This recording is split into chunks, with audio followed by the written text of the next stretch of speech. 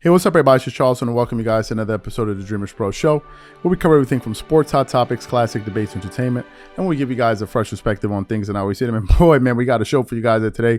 You definitely want to stick around for it, so please make sure you like the video and subscribe to the show. Anyway, let's get into this topic.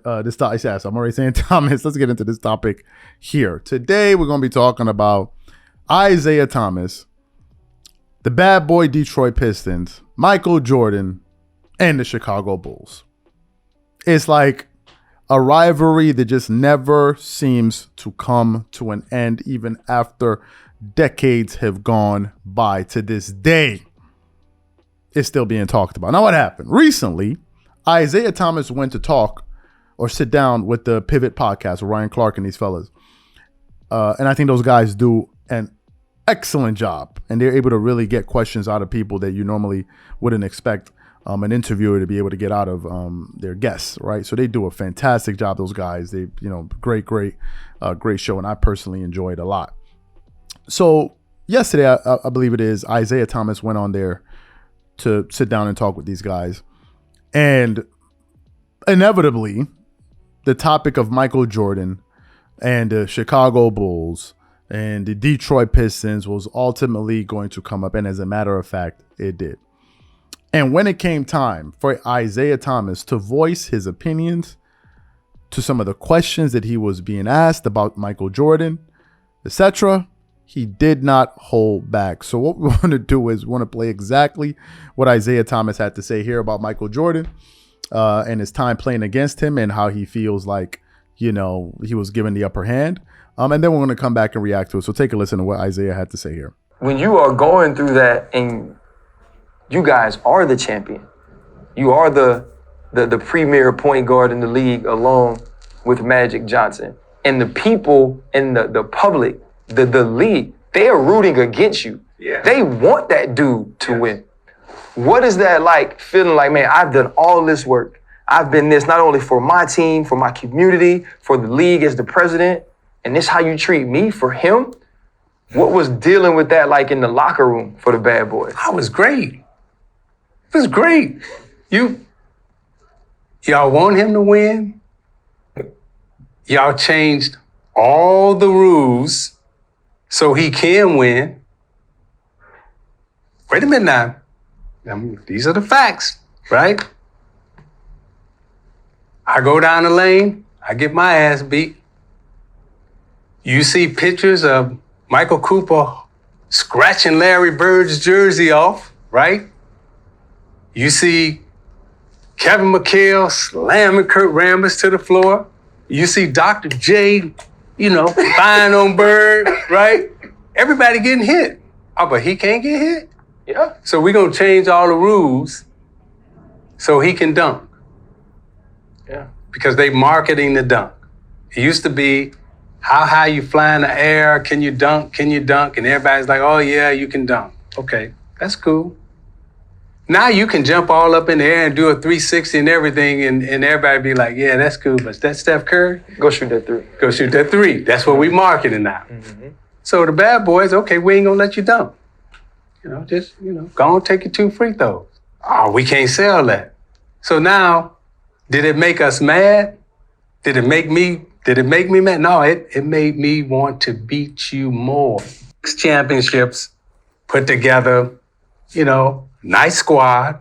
I want you to look at the Chicago Bulls championship teams that had Dennis Rodman, yep, John Sally, James Edwards, Robert Parrish.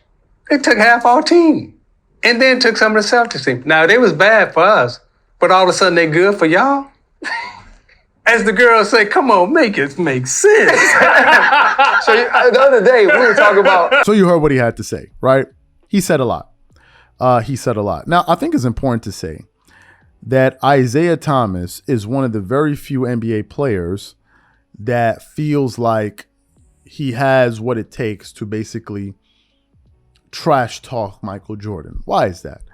Because for the majority of the time, especially when Jordan was not playing with an all-star, for the first 6 seasons of his NBA career, didn't have an all-star in sight, the Detroit Pistons were getting the better hand of. They were They were beating the Chicago Bulls. There's just no two ways to say it, right? Literally and figuratively, right? They were a very rough team. They played very rough. They would, they played very physical defense. They will touch you up whenever you came into the basket. Came into the lane. And this was something that they basically built a reputation for. Now, when Michael Jordan was actually asked to talk about Isiah Thomas and the fact that after the Bulls were finally able to overcome the Detroit Pistons in the playoffs, where some say that they got old. Some will say that Scottie Pippen finally developed into the player that these guys would have hoped for him to be. They walked off the court and they did not shake Jordan's hands. And to this day, it is something that Michael Jordan has kept with him. And as a matter of fact, when they asked him about it in the Last Dance docuseries, when they were getting ready to show him what Isiah Thomas said, he said he already thinks that whatever he's going to say is total BS and crap. But nevertheless, let me hear it. So to this day, this rivalry still exists. And after that, we produced a show where Isiah Thomas basically came out and said, that I'm hearing that I'm the bad guy, I'm the bad guy. And I turn on this docuseries and here I am hearing everybody calling Jordan an a-hole for the way he treated people, right? So he's like, I demand an apology for some of the things that were said. And a lot of Jordan fans said, okay, don't hold your breath on that, because there's absolutely no way that Michael Jordan is going to be apologizing to anybody, right? But to me, Isiah Thomas, man, you got to hand it to him. He doesn't hide his feelings. He doesn't bow down at the altar of Michael Jordan. And I think that's because he had a lot of success against him.